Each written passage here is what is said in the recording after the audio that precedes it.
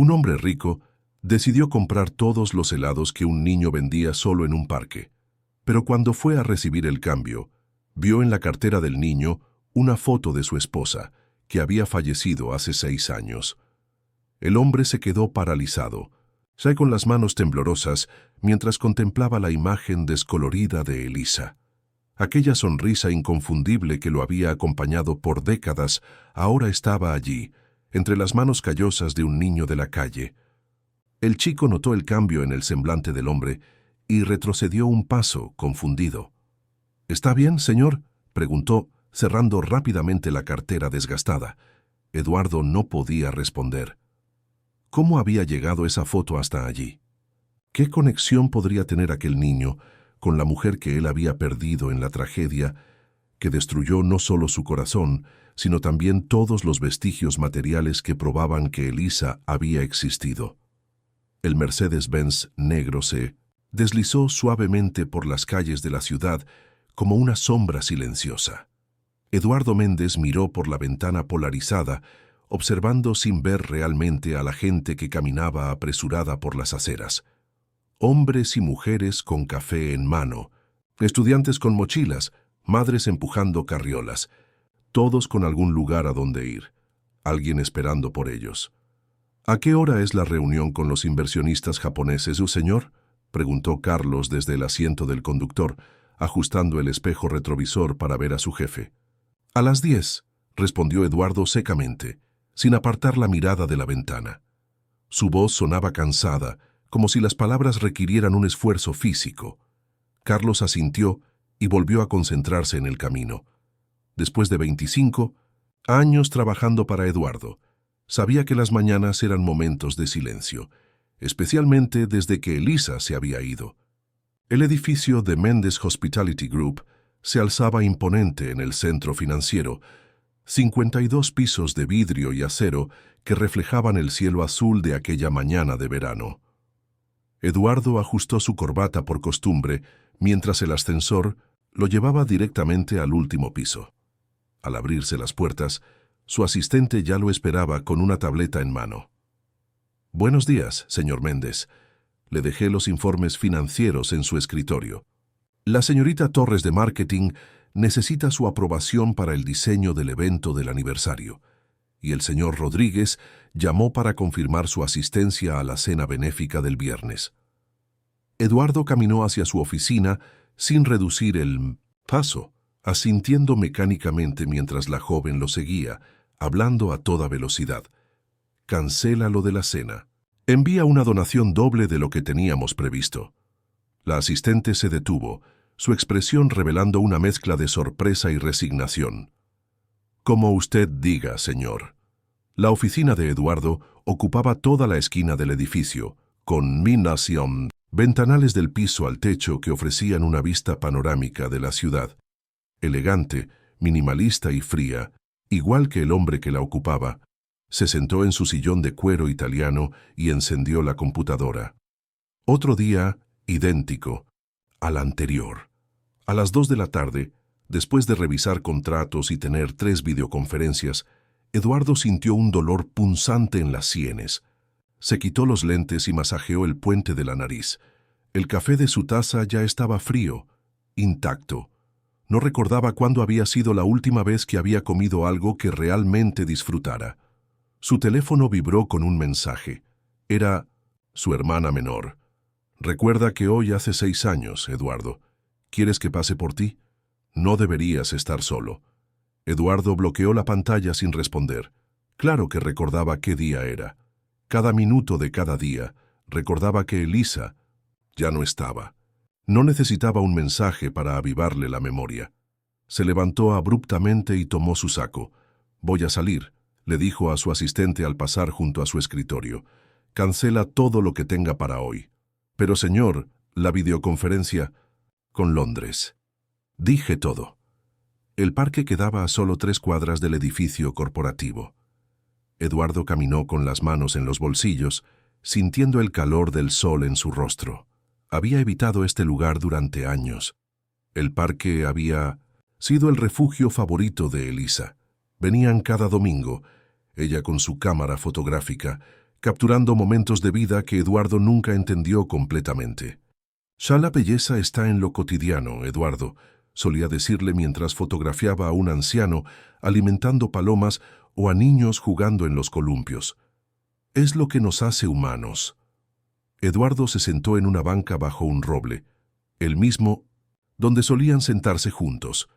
Observó a una pareja de ancianos caminando de la mano, a un grupo de oficinistas comiendo sándwiches en el césped, a una madre leyéndole un cuento a su pequeña hija. La vida seguía, implacable, indiferente, a su dolor. Sacó de su bolsillo la única foto que le quedaba de Elisa. La guardaba en su billetera, protegida por un plástico transparente, arrugada en las esquinas de tanto manipularla. Era una selfie que ella se había tomado en ese mismo parque, con el rostro ligeramente bronceado, el cabello castaño revuelto por el viento y esa sonrisa que iluminaba sus ojos verdes. La última foto que le había enviado antes del incendio. El fuego no solo se había llevado a Elisa, sino también todas sus fotografías, sus cámaras, sus álbumes, todo el trabajo de su vida, reducido a cenizas. Eduardo había perdido incluso la posibilidad de recordarla a través de sus imágenes. ¿Me compra un helado, señor? Eduardo alzó la vista, sobresaltado. Frente a él había un niño pequeño, no más de 10 años, con una hielera desgastada colgando de 1900 en su hombro. Tenía el cabello oscuro, despeinado, la piel bronceada por el sol y una expresión demasiado seria para su edad. Tengo de todos los sabores. Son muy buenos, los mejores de la ciudad, insistió el niño, al ver que Eduardo no respondía. Por un instante, Eduardo se vio reflejado en aquellos ojos oscuros y determinados. Recordó sus propios inicios, vendiendo periódicos en las esquinas para ayudar a su madre. Pero había algo más en el rostro del niño, algo vagamente familiar que no podía identificar. Quizás era la forma en que inclinaba ligeramente la cabeza al hablar, o la pequeña arruga que se formaba entre sus cejas. ¿Cuánto cuestan?, preguntó Eduardo, guardando la foto de Elisa. 15 pesos cada uno, señor. Eduardo miró la hielera, calculando cuántos helados habría dentro. 30, tal vez 40. Pensó en Elisa, en cómo ella siempre se detenía a hablar con los niños de la calle, cómo les compraba lo que vendían y luego les regalaba el doble. «Te compraré todos», dijo repentinamente. El niño abrió los ojos con sorpresa. «Todos, pero son muchos, su señor. No importa. Los compraré todos». Y por primera vez en 6 años, Eduardo sintió algo diferente al dolor y al vacío. Algo pequeño, apenas perceptible, como una chispa diminuta en la oscuridad. El despertador sonó a las 5 de la mañana, pero Miguel ya tenía los ojos abiertos desde hacía varios minutos. El pequeño apartamento de 2 habitaciones estaba silencioso, excepto por la respiración pausada de doña Concepción que llegaba desde la habitación contigua. Miguel se levantó de su cama estrecha, dobló cuidadosamente la cobija desgastada y se dirigió a la cocina. Encendió la estufa y puso agua a hervir para el té de hierbas que su abuela tomaba cada mañana. Mientras esperaba, organizó las pastillas en el pastillero semanal, las blancas para la presión, las amarillas para el corazón, las pequeñas rosadas para el dolor. Demasiadas pastillas para una sola persona, pensó Miguel. ¿Ya estás despierto, mijito? La voz de doña Concepción sonaba ronca desde la puerta de la cocina. La anciana se apoyaba en un bastón de madera, su bata de flores demasiado grande para su cuerpo menudo. «Buenos días, abuelita. Ya casi está listo tu té», respondió Miguel con una sonrisa, acercándose para ayudarla a sentarse a la mesa. «¿Dormiste bien?» «Como un tronco, gracias a Dios». Doña Concepción tosió ligeramente. «Pero tú tienes ojeras. ¿Otra? ¿Ves estudiando hasta tarde?» Miguel se encogió de hombros mientras servía el té humeante. «Tenemos examen de matemáticas el viernes. Primero está la salud, Miguel. Necesitas dormir». «Estoy bien, abuelita. Mira, te preparé el desayuno». Miguel colocó frente a ella un plato con fruta picada y un pan tostado con aguacate. «La doctora Beatriz dijo que necesitas comer más frutas». Doña Concepción suspiró, tomando la mano de su nieto. Sus dedos estaban deformados por la artritis, pero su agarre seguía siendo firme. «Eres un ángel, Miguel. No sé qué haría sin ti». «Y yo sin ti», respondió el niño, besando la frente arrugada de su abuela. «Ahora, toma tus medicinas mientras me baño». Mientras el agua fría caía sobre su cuerpo, Miguel repasaba mentalmente su día. Escuela de 7:30 a 12:30, almuerzo rápido, y luego al depósito del señor Antonio para recoger la hielera con los helados. Si tenía suerte, podría vender todo antes del anochecer.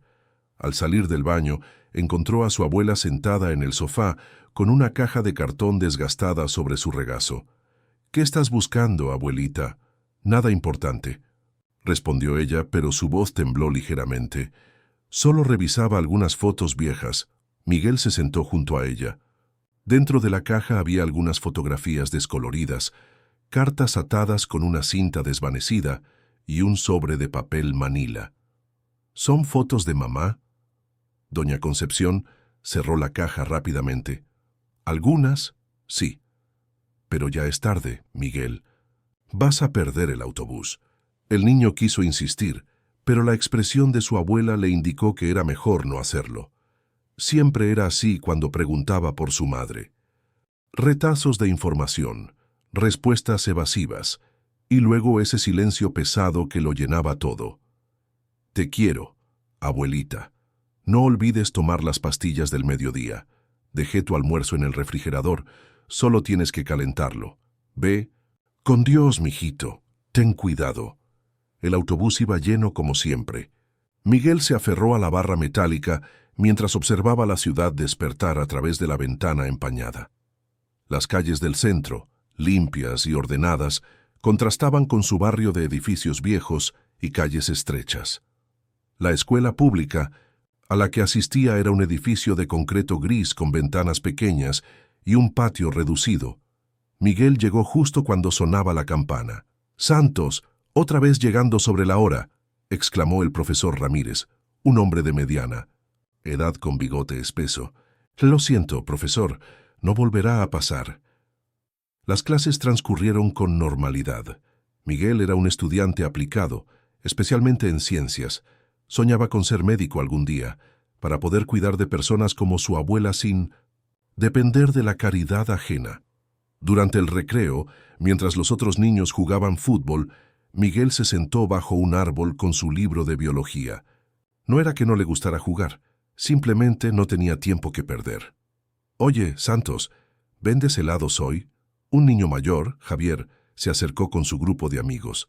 «Sí, como todos los días». «Mi papá dice que un niño de tu edad no debería trabajar, que es contra la ley». Miguel cerró su libro lentamente. «Mi abuela necesita medicinas.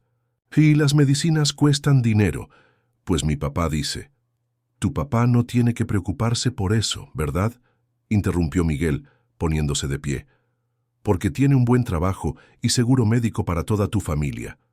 Los otros niños guardaron silencio, sorprendidos por la firmeza en la voz de Miguel. «Sí, solo decía lo que escuché», murmuró Javier, alejándose con su grupo.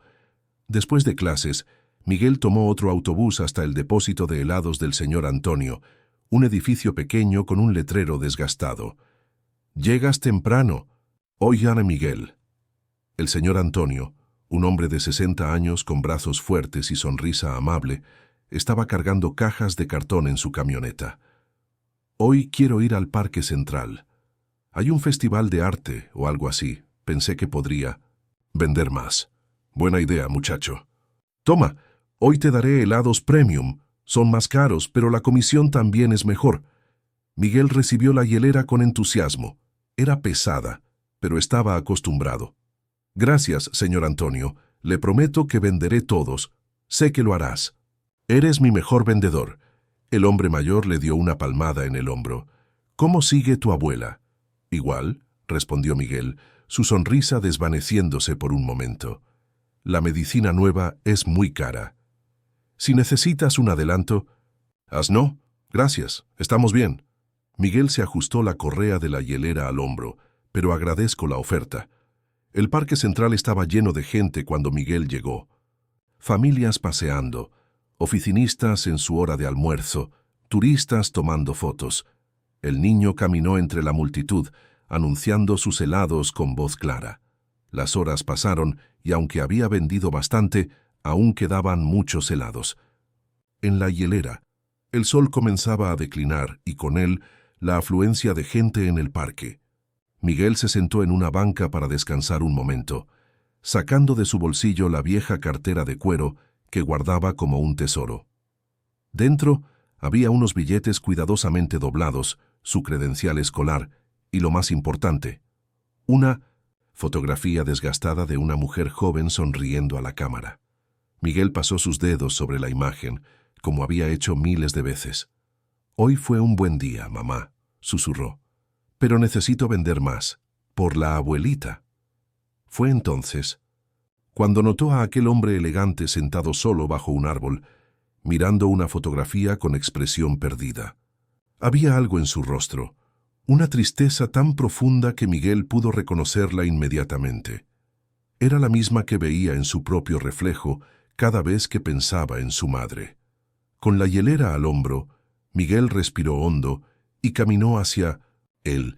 «¿Me compra un helado, señor?». Eduardo observó al niño que estaba frente a él, con aquella hielera que parecía demasiado pesada para su pequeño cuerpo. Había algo en la forma en que el chico lo miraba directamente a los ojos, sin la timidez habitual de los niños frente a los adultos. Una mezcla de inocencia y madurez prematura que le resultaba inquietantemente familiar. «¿Cuántos te quedan?», preguntó Eduardo, guardando la fotografía de Elisa en su billetera. Miguel abrió la hielera y contó rápidamente. «32, señor. Tengo de fresa, chocolate, vainilla y limón». Eduardo miró su reloj de pulsera, un Rolex, discreto pero costoso. Eran casi las 6 de la tarde. El parque comenzaba a vaciarse y el sol descendía lentamente. La posibilidad de que el niño pudiera vender todos los helados antes del anochecer era remota. «Te los compraré todos», dijo Eduardo, sorprendiéndose a sí mismo con sus palabras. El rostro de Miguel mostró primero sorpresa, luego sospecha. No era la primera vez que alguien le hacía una oferta que sonaba demasiado buena. Una vez, un hombre le había prometido comprarle toda la mercancía y luego había desaparecido cuando Miguel fue a buscar cambio. «¿Por qué haría eso?», preguntó el niño con cautela. La pregunta tomó a Eduardo desprevenido. No estaba acostumbrado a que cuestionaran sus decisiones, y menos un niño. Pero había una sensatez en la desconfianza del muchacho que le provocó respeto. «Porque está anocheciendo y parece que has estado trabajando todo el día», respondió honestamente. «Y porque yo también vendí cosas en la calle cuando tenía tu edad. Sé lo que es regresar a casa sin haber vendido todo». Miguel estudió el rostro del hombre, buscando señales de engaño. Finalmente, asintió. «Cada uno cuesta 15 pesos. Son 480 pesos en total». «Tienes buenas habilidades matemáticas», comentó Eduardo, sacando su billetera. «Solo tenía un billete de 1000 pesos. Me temo que necesitaré cambio». Miguel asintió, dejando la hielera en el suelo con cuidado. «Tengo cambio, señor». El niño metió la mano en el bolsillo de su pantalón desgastado y sacó la vieja cartera de cuero. Mientras buscaba los billetes para dar el cambio, Eduardo observó cómo sus pequeños dedos, ásperos por el trabajo, manejaban el dinero con la destreza de un cajero experimentado, separando y contando con rapidez. Fue entonces cuando la vio. Entre los billetes asomaba la esquina de una fotografía. Miguel levantó la mirada sosteniendo el cambio, pero se detuvo al ver la expresión congelada de Eduardo. «Señor, ¿está todo bien?». Eduardo no podía responder. Sus ojos estaban fijos en la fotografía que se asomaba desde la cartera del niño. Aunque solo podía ver un fragmento, reconocería ese perfil en cualquier parte, el mismo que había contemplado durante más de 20 años a través de la mesa del desayuno, en la almohada junto a la suya, en el asiento del pasajero de su auto. «Esa fotografía», murmuró Eduardo, con la voz repentinamente seca. Miguel Confundido, miró su cartera. La foto de la mujer que él creía su madre estaba parcialmente visible. —¿Puedo verla? —pidió Eduardo, extendiendo una mano temblorosa. El niño dudó. Aquella fotografía era su posesión más preciada, lo único que tenía de su madre desaparecida. Nunca se la había mostrado a nadie fuera de su abuela. —Por favor —insistió Eduardo, y había algo tan vulnerable en su voz que Miguel, tras un momento de vacilación, extrajo la fotografía y se la entregó. Eduardo tomó la imagen con el cuidado que se tendría al sostener una reliquia sagrada. Sus manos temblaban tanto que por un momento temió dejarla caer. La fotografía, descolorida y con los bordes gastados, mostraba a Elisa sentada en 1900 un banco de parque, muy similar al que ocupaban ahora. Llevaba un vestido de verano azul claro, su cabello castaño recogido en una coleta descuidada, y sonreía a la cámara con esa luz en los ojos que Eduardo conocía tan bien. En su regazo, apoyada contra su pecho, había una cámara fotográfica profesional. ¿Cómo obtuviste esta fotografía?, preguntó Eduardo con voz apenas audible. Miguel, cada vez más inquieto, se encogió de hombros. Es mi mamá. Es lo único que tengo de ella. Las palabras golpearon a Eduardo como un puñetazo físico. ¿Tu mamá? Sí, se fue cuando yo era muy pequeño. Mi abuelita dice que tuvo que irse lejos, pero que me quería mucho.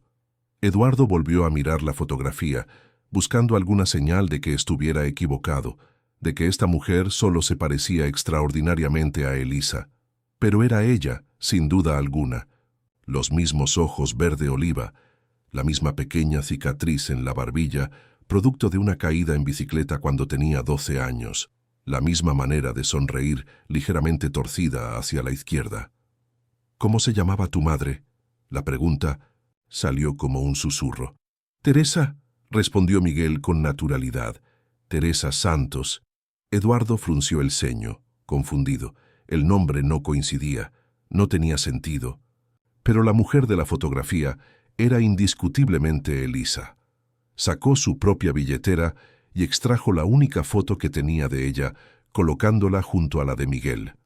Mira, dijo, mostrándole ambas fotografías juntas. ¿Ves? Es esa misma persona. Miguel observó las imágenes lado a lado, sus ojos abriéndose con sorpresa. En la fotografía de Eduardo, Elisa aparecía más formal, con el cabello suelto y maquillaje profesional, pero era innegablemente la misma mujer. «Y no entiendo», musitó Miguel, mirando alternativamente las fotografías y a Eduardo. «¿Conocía a mi mamá?» «Esta mujer», dijo Eduardo señalando la foto en su mano, «es Elisa Méndez, mi esposa. Falleció hace 6 años en un incendio». El color abandonó el rostro de Miguel. «No, eso no. Mi mamá se llama Teresa. Mi abuela me lo dijo». En ese momento, el teléfono de Eduardo sonó. Al ver la pantalla, frunció el ceño. Era Carlos, su chofer, pero nunca lo llamaba a menos que fuera urgente. Respondió, manteniendo la mirada fija en Miguel, que seguía contemplando las fotografías con expresión aturdida. «Eduardo, lamento molestarte, pero llevas horas fuera y la señorita Torres está preocupada por la presentación de mañana. Además, tu hermana ha llamado 3 veces. Carlos, necesito que vengas al Parque Central. Ya estoy cerca de la fuente principal. ¿Ha ocurrido algo?» «Sí, no lo sé», respondió Eduardo, sin poder apartar los ojos de Miguel. «Solo ven, por favor». Mientras esperaban, Eduardo intentó obtener más información de Miguel, pero el niño se había vuelto repentinamente reservado, como si se arrepintiera de haber compartido la fotografía. «¿Dónde vives, Miguel?» «Con mi abuela, en Lomas del Sur», respondió escuetamente, refiriéndose a uno de los barrios más humildes de la ciudad. «¿Y ella podría explicar esto?» Eduardo señaló las fotografías que seguía sosteniendo. Miguel se encogió de hombros. «No lo sé. Nunca habla mucho de mamá. Solo dice que tuvo que irse». El Mercedes negro de Eduardo apareció en la entrada del parque. Carlos se bajó y caminó hacia ellos con expresión preocupada. Al llegar junto a su jefe, Notó al niño y algo en su rostro cambió, una sombra de reconocimiento que pasó tan rápido que Eduardo no pudo estar seguro de haberla visto. «Señor, ¿está todo bien?» Eduardo respiró hondo. «Carlos, este es Miguel. Miguel, él es Carlos, mi amigo». Era la primera vez en 25 años que Eduardo se refería a Carlos como amigo y no como mi chofer o mi asistente. El hombre mayor lo miró con sorpresa. «Miguel vende helados en el parque», continuó Eduardo. «Le he comprado todos los que tenía, pero hay algo más». Dudó un momento y luego mostró a Carlos ambas fotografías. «Mira esto». Carlos tomó las imágenes y las examinó. Su expresión pasó de la confusión al asombro y luego a algo que Eduardo no pudo descifrar. «¿Culpa? ¿Reconocimiento?» «¿La habías visto antes?», preguntó Eduardo, refiriéndose a la fotografía perteneciente a Miguel. «¿Sabías de esto?». Carlos negó con la cabeza, pero había algo en su mirada que no coincidía con su gesto. Devolvió las fotografías a Eduardo y miró a Miguel con una intensidad que hizo que el niño diera un paso atrás. «Miguel, ¿te gustaría tomar algo? Hace calor y supongo que has trabajado mucho hoy», dijo Carlos con tono amable. El niño miró a Eduardo, inseguro. Toda la situación se estaba volviendo demasiado extraña. «Solo quiero irme a casa», respondió Miguel recogiendo su hielera. «Mi abuela estará preocupada». «Espera», dijo Eduardo rápidamente. «Aún no te he pagado por los helados». Le extendió el billete de 1000 pesos. «Quédate con el cambio». Miguel miró el billete con desconfianza. «Es demasiado». «No, no lo es», insistió Eduardo. «Y me gustaría hablar con tu abuela, si es posible». «Quizás ella pueda explicar esto». Levantó las fotografías. «Podríamos llevarte a casa». Antes de que Miguel pudiera responder, su teléfono sonó. Era un modelo antiguo, con la pantalla rajada. Al ver el número, contestó inmediatamente. «Abuelita, ¿qué pasa?». Eduardo y Carlos observaron cómo el rostro del niño pasaba del desconcierto al miedo. «¿Hospital? ¿Cuál hospital? Voy para allá ahora mismo». Miguel colgó, con los ojos llenos de lágrimas que se negaba. «A derramar. Tengo que irme. Mi abuela está en el hospital. ¿Qué ha pasado?», preguntó Eduardo, genuinamente preocupado. «No lo sé. Una vecina la encontró en el suelo y llamó a una ambulancia. Está en el hospital general». Eduardo intercambió una mirada con Carlos, quien asintió, comprendiendo inmediatamente. «Te llevaremos», dijo Eduardo.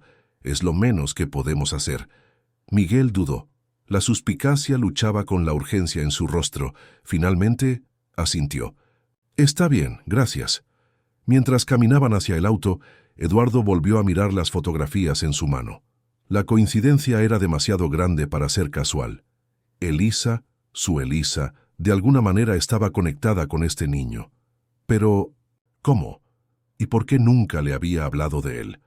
Al subir al Mercedes, Miguel se sentó en el borde del asiento, incómodo con el lujo que lo rodeaba.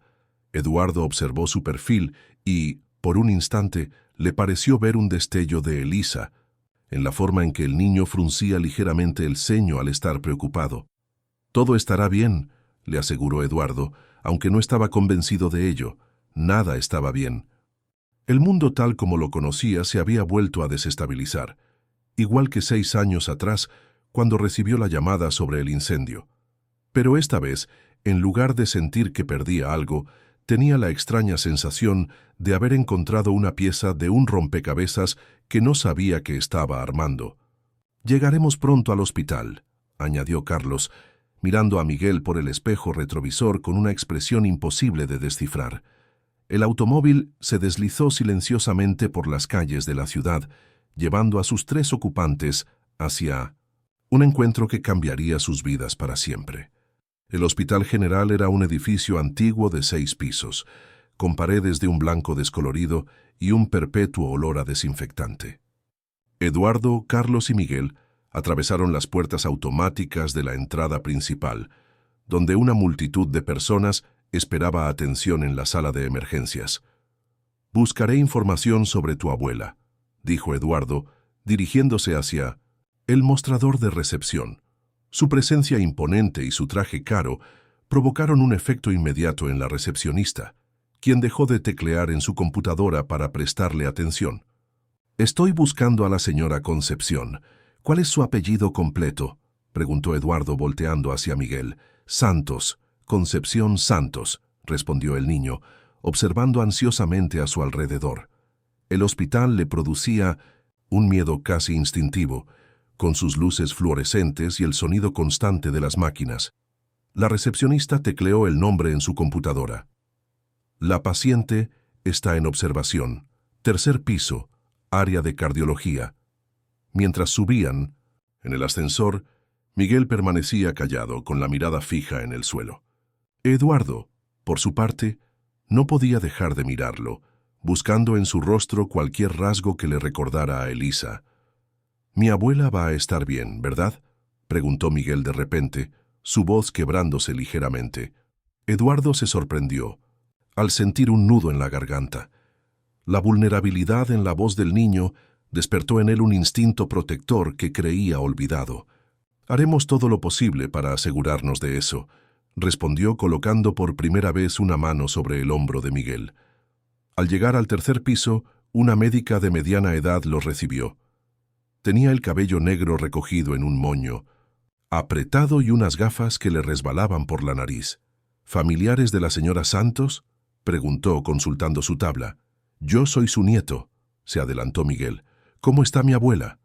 La doctora miró primero a Miguel y luego a Eduardo y Carlos, evaluando la extraña combinación que formaban. «Sang soy ladrá, Beatriz Fontes. Tu abuela sufrió una arritmia severa. Está estable ahora, pero necesitamos hacer más pruebas. ¿Puedo verla?». La voz de Miguel sonaba pequeña en el pasillo antiséptico. «Por supuesto, pero solo unos minutos. Necesita descansar». La Beatriz Fontes miró a Eduardo. «¿Y ustedes son amigos de la familia?», respondió Eduardo rápidamente. «Nos encontramos con Miguel en el parque cuando recibió la llamada y lo trajimos aquí». La doctora asintió, aunque sus ojos reflejaban escepticismo. «En ese caso, les agradeceré que esperen aquí. Solo familiares directos por ahora». Miguel siguió a Ladrá Fontes por el pasillo hasta una habitación al fondo. Eduardo se sentó en una de las sillas de plástico de la sala de espera, mientras Carlos permaneció de pie, como si estuviera en servicio. «Carlos», dijo Eduardo después de un largo silencio, «hay algo que no me estás diciendo». El chofer evitó su mirada. «No sé a qué se refiere, señor. Te conozco desde hace 25 años. Sé cuando me ocultas algo». Eduardo se frotó las sienes. «Cuando viste la foto de Elisa en la cartera de Miguel, no parecías sorprendido. ¿La habías visto antes? ¿Sabías de la existencia de ese niño?». Carlos permaneció en silencio por un momento, que pareció eterno. «Había rumores», dijo finalmente, «entre el personal del estudio fotográfico de la señora». «¿Rumores? ¿Sobre qué?». «Sobre una mujer joven que la señora Elisa ayudaba, una modelo, creo, y su hijo pequeño». Carlos hablaba lentamente, como si estuviera eligiendo cada palabra con cuidado. «La llevaba a veces en la camioneta del estudio. Pensé que era parte de su trabajo benéfico, como los otros proyectos que tenía». Eduardo sintió una oleada de ira. «¿Y nunca pensaste en mencionármelo?». «No parecía importante, señor. La señora Elisa tenía muchos proyectos sociales que usted...». Carlos se detuvo, como si temiera continuar. «¿Que yo qué, Carlos?». «Que usted no aprobaba completamente», completó el chofer en voz baja. Eduardo se hundió en la silla. Era cierto. Nunca había entendido la obsesión de Elisa por ayudar a personas desconocidas, por involucrarse personalmente en sus problemas. Él prefería hacer donaciones anónimas, mantener la distancia. Una cosa es firmar cheques, y otra muy distinta es involucrarse emocionalmente, le había dicho una vez, después de que ella llegara devastada de un refugio para mujeres maltratadas. Sus reflexiones fueron interrumpidas por la llegada de 1900. Miguel es quien regresaba por el pasillo con expresión sombría. «¿Cómo está tu abuela?», preguntó Eduardo, levantándose. «Despierta, pero muy débil». El niño parecía haber envejecido años en minutos. «La doctora dice que necesita una operación. Algo del marcapasos. ¿Un marcapasos? Eduardo miró hacia la habitación. ¿Es grave? Miguel asintió, y por primera vez Eduardo vio lágrimas en sus ojos. Es muy cara. La doctora va a tratar de que el seguro público la cubra, pero dice que puede tardar meses. Eduardo no necesitó pensar. Voy a hablar con la doctora. Yo cubriré los gastos de la operación. Miguel lo miró con sorpresa. ¿Por qué haría eso? Ni siquiera nos conoce. Eduardo dudó. ¿Cómo explicarle a un niño de 10 años la tormenta emocional que estaba experimentando? La posibilidad de que este pequeño estuviera conectado con Elisa de alguna manera hacía que sintiera que era su responsabilidad. Digamos que es lo que Elisa hubiera querido, respondió finalmente. Pero antes, me gustaría hablar con tu abuela, si ella está de acuerdo. Miguel pareció dudar, pero finalmente asintió. Le preguntaré. Cuando Miguel desapareció, por el pasillo, Carlos se acercó a Eduardo. Señor, ¿estás seguro de esto? Ni siquiera sabemos quiénes son realmente estas personas. La foto, Carlos, es Elisa, sin lugar a dudas. Eduardo sacó su teléfono. Voy a llamar a Laura. Si alguien sabe algo, debe ser ella. Laura Castro había sido la socia de Elisa en el estudio fotográfico. Sobrevivió al incendio porque ese día había salido temprano para visitar a su madre enferma. Después de la tragedia, Eduardo y ella habían perdido el contacto. El teléfono sonó varias veces antes de que una voz cautelosa respondiera. «¿Eduardo? ¿Eres tú?» «Laura, necesito hablar contigo. Es sobre Elisa». Hubo un silencio al otro lado de la línea. «Han pasado 6 años, Eduardo. He encontrado a un niño que tiene una fotografía de ella. Dice que es su madre». El silencio que siguió fue tan prolongado que Eduardo pensó que la llamada se había cortado. «Laura, ¿dónde estás?» La voz de Laura sonaba diferente, tensa. «En el Hospital General. El niño se llama Miguel Santos. Su abuela está internada aquí». «¿Concepción Santos?» El tono de Laura confirmó las sospechas de Eduardo. «¿La conoces? Estaré allí en media hora». Laura colgó sin despedirse. Eduardo guardó el teléfono, sintiendo que estaba al borde de un precipicio. Miguel regresó en ese momento. «Abuela dice que puedes pasar, pero solo unos minutos». «Está muy cansada». Eduardo siguió a Miguel por el pasillo, consciente de que estaba a punto de enfrentar una verdad que podría alterar todo lo que creía saber sobre su esposa. La habitación era pequeña, con 2 camas separadas por una cortina. Doña Concepción ocupaba la más cercana a la ventana. Era una mujer delgada, con el cabello blanco recogido en una trenza y un rostro surcado por profundas arrugas. Estaba conectada a un monitor cardíaco que emitía un pitido constante. Al ver a Eduardo, los ojos de la anciana se abrieron con una mezcla de sorpresa y ¿miedo? Se incorporó ligeramente en la cama. «Abuelita, él es el señor que me trajo, el que compró todos mis helados hoy», explicó Miguel, acercándose a ella. Eduardo dio un paso adelante. «Señora Santos, soy Eduardo Méndez. Es un placer conocerla, aunque lamento las circunstancias». El rostro de doña Concepción palideció aún más. Sus ojos, sorprendentemente agudos para su edad, se fijaron en él con intensidad. «Méndez», murmuró, «el esposo de Elisa». Miguel miró confundido de su abuela a Eduardo. «¿La conocías, abuelita? ¿A la señora de la foto?» «Miguel, cariño, ¿podrías traerme un vaso de agua, por favor?», pidió la anciana, sin apartar los ojos de Eduardo. Cuando el niño salió, doña Concepción se incorporó más en la cama, como si reuniera fuerzas. «No tiene derecho a estar aquí», dijo con voz firme a pesar de su debilidad. «No tiene derecho a acercarse a él». «¿A qué se refiere? ¿Quién es Miguel realmente?» Eduardo sentía que su corazón latía tan fuerte como el monitor cardíaco. «Él es...» La anciana fue interrumpida por un repentino dolor que la hizo llevarse una mano al pecho. El monitor comenzó a emitir pitidos más rápidos. «¡Enfermera!», gritó Eduardo, mientras doña Concepción se desplomaba contra las almohadas, sus ojos cerrándose. Personal médico irrumpió en la habitación. La Dame de Fontes apartó. A Eduardo, tiene que salir ahora mismo. Enfermera, prepare una dosis de epinefrina. Eduardo retrocedió hacia la puerta, aturdido. En el pasillo, Miguel lo miró con el vaso de agua en la mano y una expresión de terror puro. ¿Qué pasó? ¿Qué le hiciste a mi abuela? Antes de que Eduardo pudiera responder, una voz familiar resonó desde el final del pasillo. «Miguel». Laura Castro, con su cabello rojo recogido en una coleta y vestida con jeans y una blusa arrugada, como si se hubiera vestido a toda prisa, corría hacia ellos. Miguel la reconoció inmediatamente. «¡Tía Laura!». Laura abrazó al niño, con fuerza, mientras miraba a Eduardo por encima del hombro del pequeño, con una expresión que mezclaba culpa y desafío.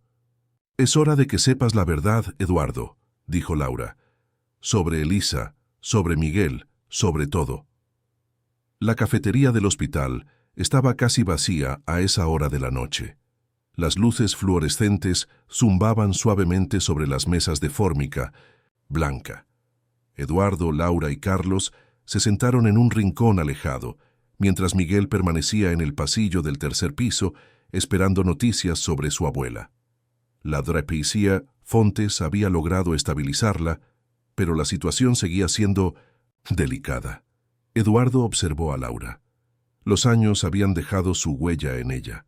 Nuevas arrugas alrededor de los ojos, canas prematuras en su cabello rojo. Pero seguía teniendo la misma mirada intensa, la misma energía contenida, que complementaba también la personalidad más tranquila de Elisa cuando trabajaban juntas. «¿Desde cuándo lo sabes?», preguntó Eduardo finalmente, rompiendo el pesado silencio. Laura suspiró, envolviendo sus manos alrededor de un vaso de café que no había probado. «Desde el principio, fui yo quien le presentó a Teresa. Teresa Santos. ¿Quién era realmente? Una chica de 19 años con un talento natural frente a la cámara. La descubrí en un centro comunitario donde daba clases de fotografía como voluntaria». Laura hizo una pausa, como si estuviera reviviendo el recuerdo. Era hermosa, con esa belleza natural que los fotógrafos buscan desesperadamente. Le ofrecí trabajo como modelo para nuestro estudio. Eduardo asintió lentamente. Recordaba vagamente haber visto algunas fotos de campañas publicitarias que Elisa había realizado con una joven morena de ojos grandes. Nunca había prestado demasiada atención a los detalles del trabajo de su esposa. Cuando Teresa llegó al estudio por primera vez, trajo consigo a Miguel. Tenía solo 2 años. Un niño callado, que observaba todo con esos ojos enormes. Laura sonrió con tristeza. Elisa conectó con él de inmediato. «Tú sabes cómo era ella con los niños». Eduardo sintió una punzada de dolor. Sí, sabía perfectamente cómo era Elisa con los niños. Recordó las largas conversaciones, a veces discusiones, sobre tener hijos propios, las visitas a especialistas, el diagnóstico devastador. Teresa era madre soltera, continuó. Laura, el padre de Miguel los había abandonado antes de que el niño naciera. Vivían con doña Concepción, que había trabajado toda su vida como empleada doméstica para familias acomodadas. La situación económica era difícil, y Elisa decidió ayudarlos, dedujo Eduardo. No era una pregunta. Laura asintió. Al principio, de la manera habitual, más trabajos para Teresa, recomendándola a otros estudios. Pero luego, Laura hizo una pausa, como si buscara las palabras adecuadas. Teresa murió en un accidente automovilístico cuando Miguel tenía 4 años. Fue devastador. Eduardo cerró los ojos un momento. Podía imaginar perfectamente el dolor de Elisa ante tal noticia. Su esposa siempre había sentido el sufrimiento ajeno como propio. Elisa comenzó a visitar a Miguel y a doña Concepción regularmente después del funeral. Llevaba comida, juguetes, libros, pagaba en secreto parte del alquiler del apartamento. Y poco a poco se convirtió en una presencia constante en la vida de Miguel. Laura miró directamente a Eduardo. Era como una madre para él. Carlos, que había permanecido en silencio todo este tiempo, habló finalmente. «Recuerdo haberla llevado muchas veces a ese barrio. Siempre pensé que era parte de sus proyectos sociales. ¿Por qué nunca me lo dijo?». Ya la voz de Eduardo sonaba hueca. ¿Por qué ocultármelo? Laura intercambió una mirada rápida con Carlos antes de responder. Porque sabía que no lo aprobarías. Tú siempre dejaste claro que preferías mantener la distancia, hacer donaciones anónimas, no involucrarse emocionalmente, como solías decir. Eduardo sintió el peso de sus propias palabras volviendo a él como un boomerang. Era cierto. Siempre había considerado que el enfoque de Elisa era demasiado personal, demasiado arriesgado emocionalmente. Hubo algo más, continuó Laura, bajando la voz. Después de un tiempo, Elisa comenzó a considerar la idea de adoptar legalmente a Miguel.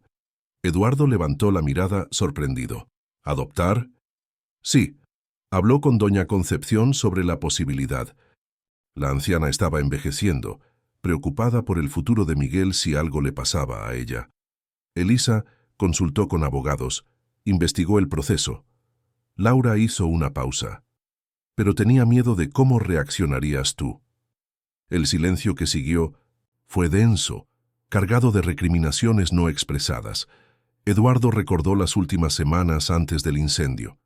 Elisa había estado distante, preocupada.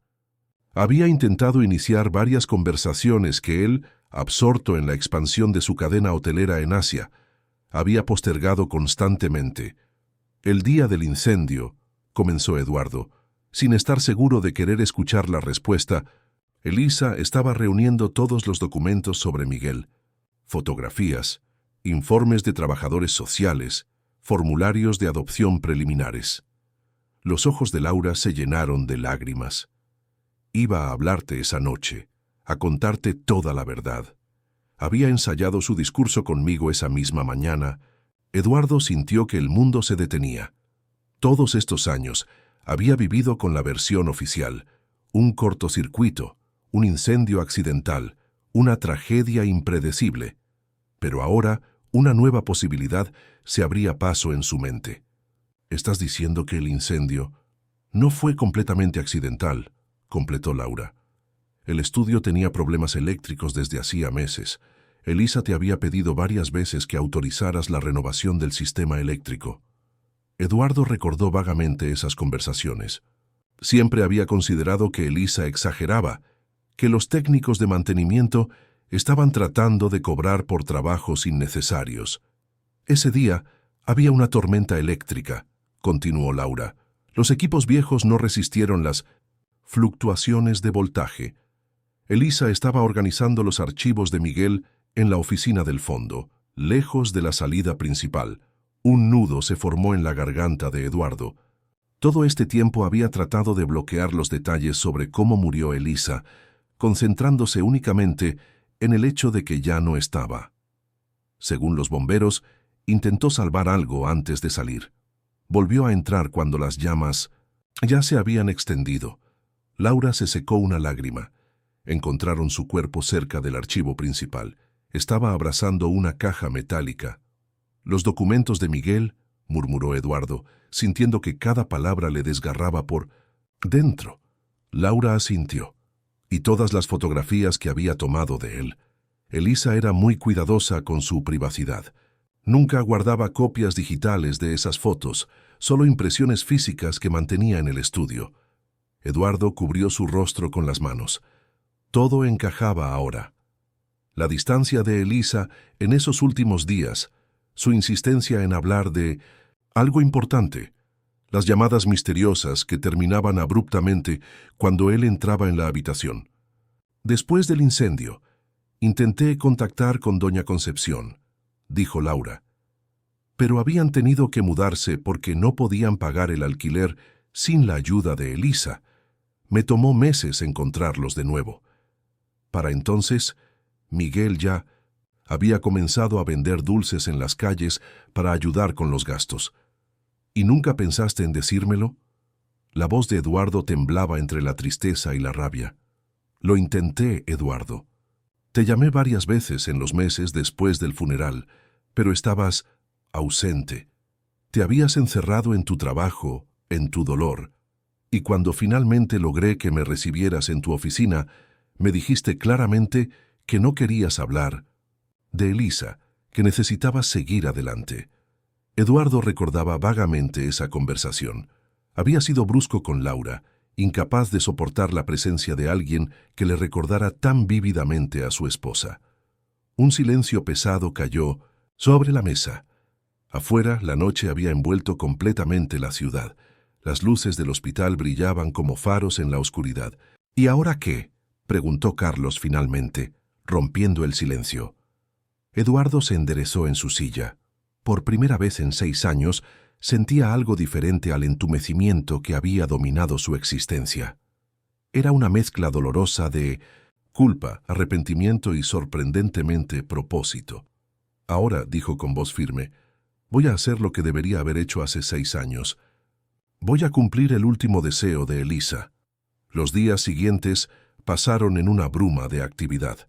Eduardo, por primera vez en años, dejó la dirección de su empresa en manos de su equipo ejecutivo y se dedicó por completo a la situación de doña Concepción y Miguel. Hizo llamadas, movió influencias y, menos de 48 horas después del encuentro en el parque, los mejores cardiólogos del país estaban atendiendo a la anciana. La operación para implantar el marcapasos se realizó con éxito, y 3 días después, doña Concepción estaba lo suficientemente recuperada como para mantener una conversación más larga. Eduardo se sentó junto a su cama en la habitación privada que había dispuesto para ella, mientras Miguel dormitaba en un sofá al otro lado de la habitación, exhausto después de días de vigilia. «Nunca quise mentirle al niño», dijo doña Concepción en voz baja, observando a su nieto dormido. Pero cuando ocurrió el accidente, Miguel todavía era muy pequeño. No sabía cómo explicarle que había perdido a otra madre. Eduardo asintió, comprendiendo. Hizo lo que consideró mejor para protegerlo. La anciana lo miró con ojos penetrantes. «Usted no era lo que yo esperaba, señor Méndez. ¿Qué quiere decir?» «Elisa hablaba de usted. Decía que era un buen hombre en el fondo, pero demasiado...» «¿Cómo lo dijo?» «Demasiado enfocado en construir cosas que pudieran verse y tocarse. Hoteles, edificios, empresas». Doña Concepción hizo una pausa. Ella creía que algún día entendería que lo más importante son las conexiones entre las personas. Parece que tenía razón, aunque haya tardado tanto. Eduardo sintió el peso de esas palabras. Ojalá hubiera entendido antes. Tal vez las cosas habrían sido diferentes. No podemos cambiar el pasado, señor Méndez. Solo podemos decidir qué hacer con el futuro que nos queda. La anciana miró hacia Miguel. Ese niño lo es todo para mí. Ha sido mi razón para seguir adelante todos estos años. Pero no soy eterna, y me preocupa lo que será de él cuando yo ya no esté. No tiene por qué preocuparse por eso, respondió Eduardo con firmeza. Me aseguraré de que Miguel tenga todo lo que necesite: educación, oportunidades, un futuro seguro. Doña Concepción lo estudió en silencio durante un largo momento. ¿Por qué? ¿Por culpa? ¿Por una deuda con Elisa? La pregunta golpeó a Eduardo como una bofetada, pero no se molestó. Era una pregunta justa. Al principio, tal vez, pero ahora... Eduardo miró a Miguel, que se había acurrucado en el sofá con un brazo bajo la cabeza como almohada. Ahora creo que es porque veo a Elisa en él. No físicamente, aunque a veces, cuando sonríe de cierta manera. Pero es más que eso. Es su determinación, su dignidad frente a las dificultades, y quizás, hizo una pausa, buscando las palabras, quizás porque él representa algo que Elisa y yo nunca pudimos tener juntos. La anciana asintió lentamente. Elisa lo amaba como a un hijo. Venía 3 o 4 veces por semana. Le enseñaba a tomar fotografías con una cámara vieja que le regaló. Leían libros juntos durante horas. Era como si hubieran estado destinados a encontrarse. Eduardo sintió un nudo en la garganta al imaginar esas escenas que nunca pudo presenciar. Me gustaría conocerlo mejor, si usted me lo permite. No será fácil, advirtió doña Concepción. Miguel es un niño desconfiado. Ha perdido demasiado en su corta vida. Tengo tiempo, respondió Eduardo. Todo el tiempo. Del mundo. 6 meses después, Eduardo estaba sentado en las gradas de una cancha de fútbol. observando a Miguel correr tras el balón con su nuevo uniforme escolar. El niño había sido aceptado en una de las mejores escuelas de la ciudad, aunque al principio se había resistido firmemente a la idea. «No quiero su caridad», había dicho, con los brazos cruzados y la barbilla levantada, en un gesto que Eduardo encontró dolorosamente familiar. «No es caridad, Miguel, es lo que Elisa hubiera querido para ti», había respondido Eduardo. «Además, necesitarás una buena educación si quieres ser médico algún día». Eso había captado la atención del niño. «¿Cómo sabe que quiero ser médico?» «Tu abuela me lo dijo, y creo que serías excelente. Tienes la inteligencia. ¿Qué es lo más importante? El corazón para ello». El proceso de ganarse la confianza de Miguel había sido lento, con avances y retrocesos. Eduardo había aprendido a tener paciencia, a no imponer su presencia, a escuchar más que hablar. Compartían una comida a la semana, generalmente los sábados después de los partidos de fútbol. A veces visitaban el parque donde se habían conocido, y Eduardo le contaba historias sobre Elisa, llenando los vacíos que el niño había tenido durante años. «¡Gol!», gritó Carlos a su lado, levantándose de su asiento. Miguel había anotado y ahora corría por la cancha con los brazos extendidos mientras sus compañeros lo felicitaban. Eduardo aplaudió con entusiasmo.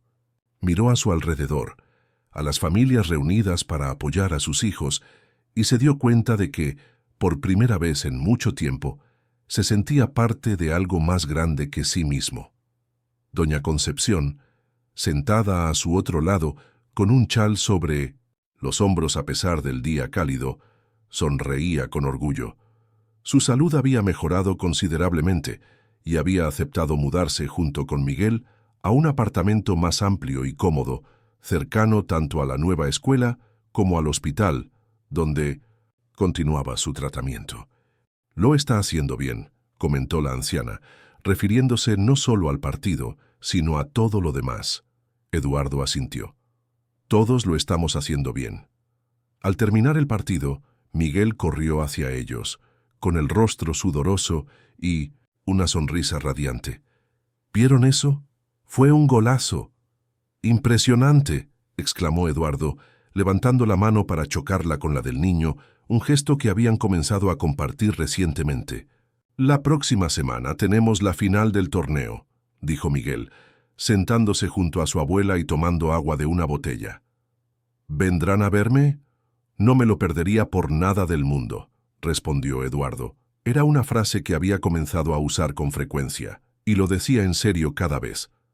Después, mientras caminaban hacia el estacionamiento donde Carlos esperaba con el auto, Eduardo sintió un tirón en la manga de su camisa. «Eduardo», dijo Miguel, usando su nombre de pila como había comenzado a hacer recientemente, «¿podemos pasar por el estudio nuevo de tía Laura antes de ir a comer? Quiero mostrarle las fotos que tomé ayer en el parque». Eduardo sonrió. Laura había reabierto un pequeño estudio fotográfico, financiado en parte por una fundación que Eduardo había creado en memoria de Elisa. Miguel pasaba muchas horas allí después de la escuela, aprendiendo fotografía, rodeado de personas que habían conocido y querido a Elisa. «Claro que sí. De hecho, hay algo allí que quiero mostrarte también». El estudio de Laura era luminoso y acogedor, con grandes ventanales y equipos de última generación. En una de las paredes colgaba una fotografía enmarcada de Elisa, sonriendo a la cámara con su característica mezcla de dulzura y determinación. «Miguel», Laura lo saludó con un abrazo. «Llegaste justo a tiempo. Acabamos de terminar de montar la exposición». El niño miró a Eduardo, confundido. «¿Qué exposición?» Eduardo lo guió hacia una sala adyacente. En las paredes habían colgado decenas de fotografías en blanco y negro. Eran imágenes de niños en diferentes situaciones, jugando en parques, estudiando en aulas improvisadas, sonriendo a la cámara con rostros que mostraban tanto dificultades como esperanza. Estas son algunas de las fotografías que Elisa tomó a lo largo de los años para su proyecto personal, explicó Laura. Las pocas que se salvaron del incendio y otras que encontramos en copias que había enviado a organizaciones benéficas Miguel caminó lentamente por la sala, observando cada imagen con atención. Se detuvo frente a una fotografía al fondo. En ella, un niño pequeño de unos 3 años estaba sentado en un columpio, con la mirada perdida en el horizonte y una expresión solemne impropia de su edad. Ese soy yo», susurró. Miguel, reconociéndose en la imagen. Eduardo se acercó y colocó suavemente una mano sobre el hombro del niño. «Sí, esta exposición se inaugurará la próxima semana. Los fondos recaudados irán a la Fundación Elisa Méndez para apoyar a niños en situación vulnerable y a madres solteras». Miguel permaneció en silencio, contemplando su propia imagen capturada por Elisa años atrás. Finalmente, se volvió hacia Eduardo con los ojos brillantes. «Ella realmente me quería, ¿verdad? Más de lo que puedes imaginar», respondió Eduardo con voz suave. «Y estoy seguro de que estaría muy orgullosa del joven en que te estás convirtiendo». Miguel sacó su cartera del bolsillo, la misma cartera vieja donde había guardado aquella fotografía de Elisa durante tantos años. Ahora, junto a esa imagen, había colocado otra, una fotografía reciente de él mismo con doña Concepción y Eduardo, tomada durante un picnic en el parque. «A veces pienso que ella nos juntó de alguna manera», dijo Miguel, «como si hubiera planeado que nos encontráramos ese día en el parque». Eduardo miró la fotografía de Elisa en la pared, su sonrisa enigmática pareciendo confirmar esa posibilidad. «Quizás lo hizo. Tu tía Laura siempre dice que Elisa creía en las conexiones invisibles entre las personas, en los hilos que nos unen incluso cuando no podemos verlos». «¿Tú crees en eso?», preguntó Miguel, con la curiosidad sincera de sus 10 años. Eduardo pensó en todo lo que había ocurrido. El encuentro casual en el parque, la fotografía en la cartera, el camino que los había llevado hasta este momento. 6 años de soledad y vacío que de pronto habían adquirido un nuevo significado. «Sí», respondió finalmente.